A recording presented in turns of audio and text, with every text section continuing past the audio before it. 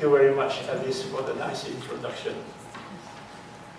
Ladies and gentlemen, I know we have just passed our lunchtime. I hope everybody has digested and well awake by now. I don't have to eat that kind of things to make everybody awake. So let's keep the ball rolling. Can I actually have a mic that can move around?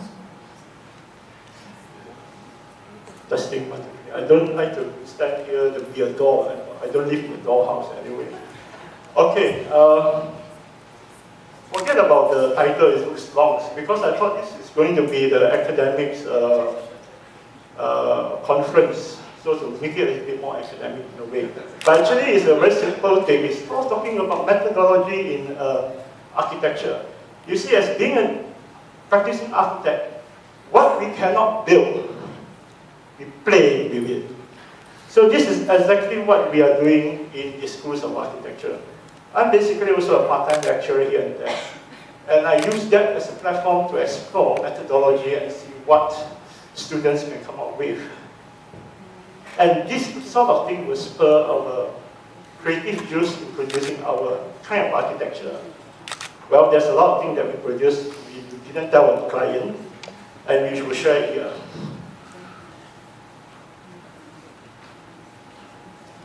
All right. So in the diverse approach of we embarked on the design studio, we can end up having only two. There is a laboratory, a lab where you can explore everything, or basically a workshop where you'll be led by somebody else to say, this is correct, this is wrong. But ultimately, when you have a student enrollment of 300, I heard somewhere, Melbourne University, is it 300 students? You will end up having a lead guy who tell you to do this and do that. So, but the fundamental is basically the same, which is what we call the production model.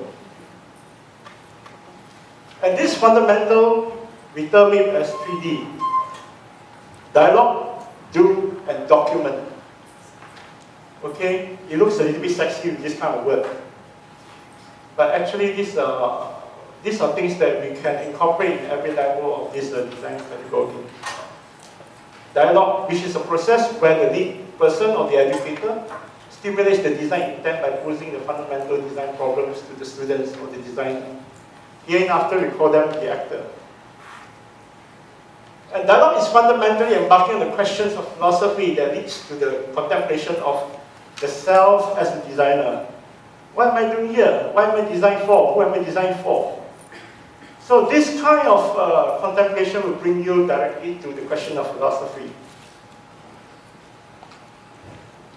And by crystallizing such intent and communicating it, the actor acts upon it, and as a result, dialogue leads to it. You have a question, you dialogue, you talk about it, and you further that dialogue by doing something.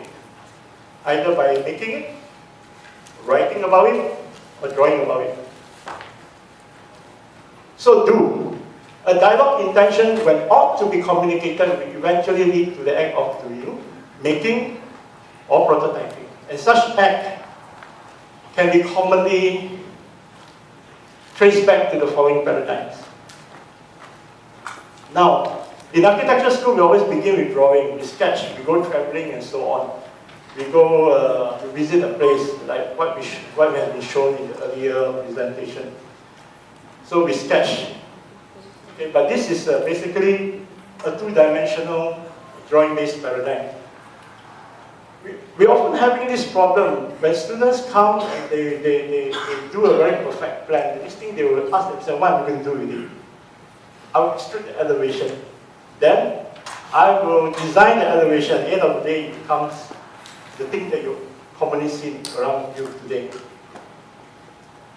But with the model-based paradigm, predominantly involving the act of form making, building up the enclosure element by element, and by contemplating the spatial organization in three-dimensional, you do everything in one go, and you build a physical model out of it. Well, the next step is a parametric-based paradigm, where basically you do the same thing, but instead of you doing it physically, you're actually doing it by altering the algorithm of the software given to you. So this is going to be the next step. Next, the document, which is a product of your prototyping. as the resultant of you doing it or the act of producing that architecture. A document can be in many forms, such as a portfolio, your play, a model, a drawing, or even a wireframe in any digital format. So this is a document which is going to be a subject for your future discourse. One day your students may graduate from the university, but whatever left over, your models is going to be a future discourse for the next students to come. And it will continue and continue and continue.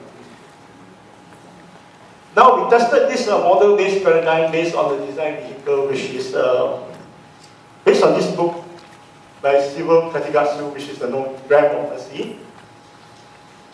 In a historical place called Papan in Perak. You know this place called Papan in Perak? It's going to be a sleepy hollow, nobody goes there, you know. A lot of haunted houses around. And these are the actors that actually go there and intervene that place. So we make it a little bit more exciting by having it, the actor's stage play as the dialogue. What we did first here is actually this actor will have to first come up with a sculpture, or rather an installation based on what they have read from that book. And this guy came with a portraiture of the author. You can only see the author in totality if you look at one particular direction. And this person came up with slices of space and time, whereby each of these slices represent the author's life that's documented in her book. So we took this as an opportunity to introduce to them the Jungian psychoanalysis, determination of ego, personal, and self. Or we call it noia, paranoia, and noia. Well, another type of jargon. And this kind of installation talking about feelings, whereby you can see the ghost of that author by having your head put inside this box. Well, this one interpreted the book as providing a shelter. So there's no basic shelter as basic as the womb of a mother. So this is her representation. And this goes a little bit more to the dark side, whereby he used this chemistry apparatus to make it into the organ of a person. Of course, this is another interpretation.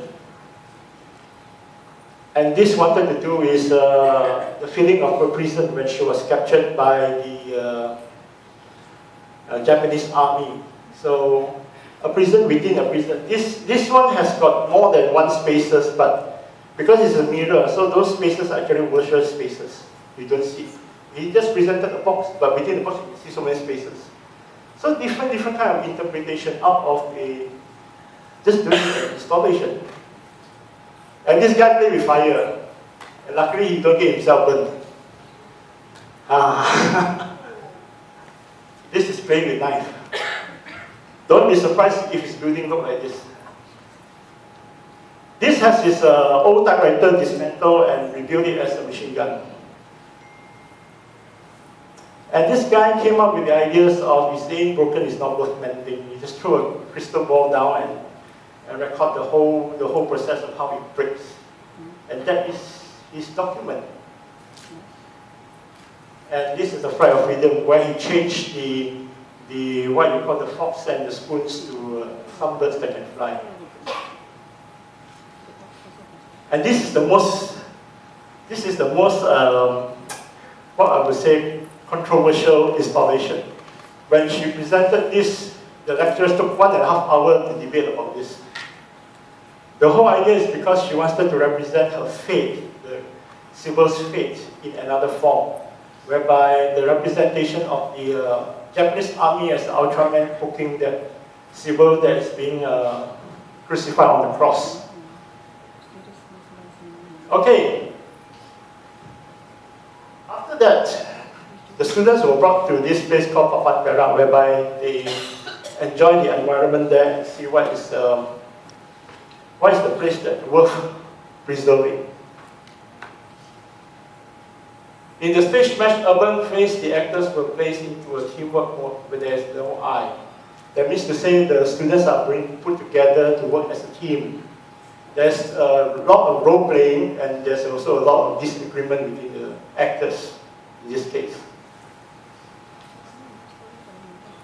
So as a collective responsibilities entail the production model into the observation of the site based on the genius loci of constructing the existing conditions and reconstruct into a new interpretation. So this is the approach that they have taken.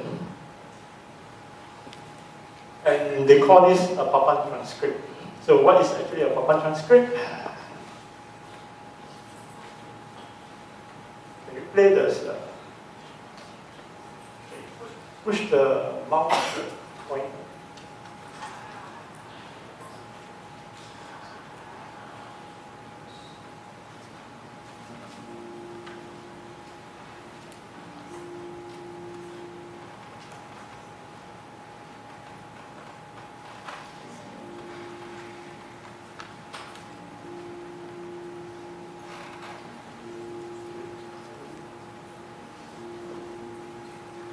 Do you see something? I don't see anything.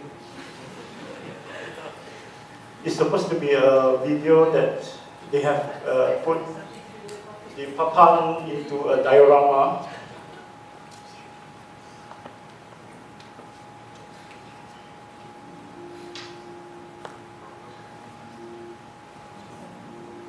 Oops, technology has failed me. Okay. Exit from the PowerPoint and just use screen. Is it? Can it be done?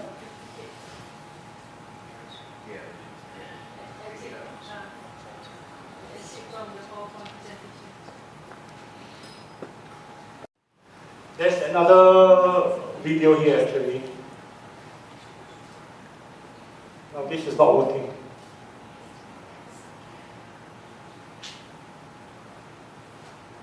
Okay, so this is the site model that has been reconstructed. And this is supposedly the site intervention, whereby each of these actors will choose their own site. And this is supposed to be another video. Can you click there? Or is it? No, it's not workable. Never mind.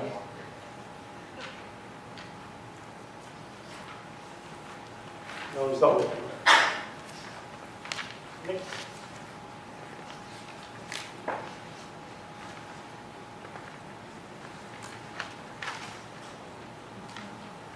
Okay, so this is the best model they came up with. One wanted to do the Ipman feast. The other is a time traveling that you can see this now. This. And this is another one, another one. Another one, another one. I have to be fast because there are 2 more minutes.